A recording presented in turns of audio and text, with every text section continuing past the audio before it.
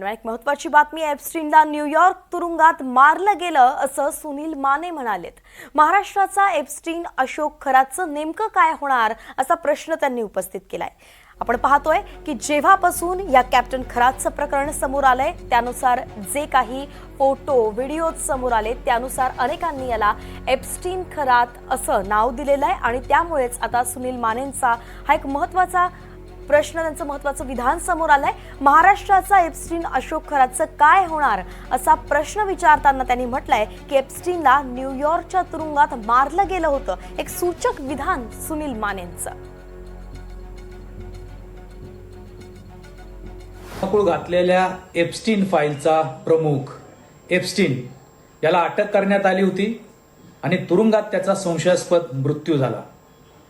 आजही लोक म्हणतात की एप्स्टीनला व्यवस्थित मारून टाकण्यात आलं, कारण त्याचे पुरावे, त्या संदर्भात अडकलेल्या लोकांचे सगळी माहिती जगासमोर येऊ नये। एप्स्टीन फाईलमुळे आपल्याला पाहायला मिळते की जगभरात आता युद्धाचे सावट आहे। जी मुख्य गोष्ट लपवण्यासाठी अशा अनेक गोष्टी कव्हर फायर म्हणून केले जातात।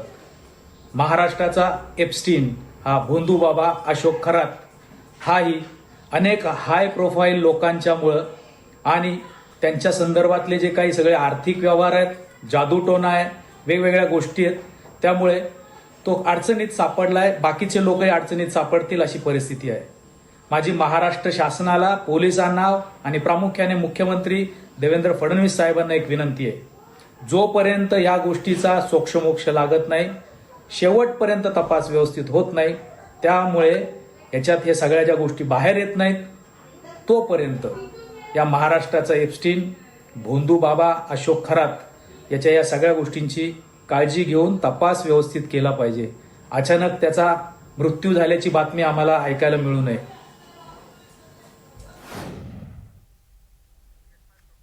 यशपाल सोनकांबळे आपले प्रतिनिधी आपल्यासोबत जोडले गेलेत। यशपाल, आताच सुनील माने जे शरद पवार गटाचे प्रवक्ते त्यांचं वक्तव्य आपण प्रेक्षकांना ऐकवलंय, मात्र त्यांना या वक्तव्यातून सुचवायचंय काय? वैष्णवी, अत्यंत धक्कादायक आणि गंभीर प्रश्न त्यांनी उपस्थित केलेला आहे। कारण की आपण पाहिलेलं आहे की अमेरिकेमध्ये एप्स्टीनचा ज्या पद्धतीने संशयास्पद मृत्यू झाला तसा मृत्यू कदाचित खरात याचा होईल अशा आशयाचं त्यांनी उल्लेख केलेला आहे। कारण की खरातकडे ज्या व्हीव्हीआयपी राजकीय लोक असतील, IAS IPS असतील, आणखी काही व्हिडिओ यातून समोर येण्याची शक्यता आहे, फोटो येण्याची शक्यता आहे, यांची सगळ्यांची गुपितं खरातकडे आहेत।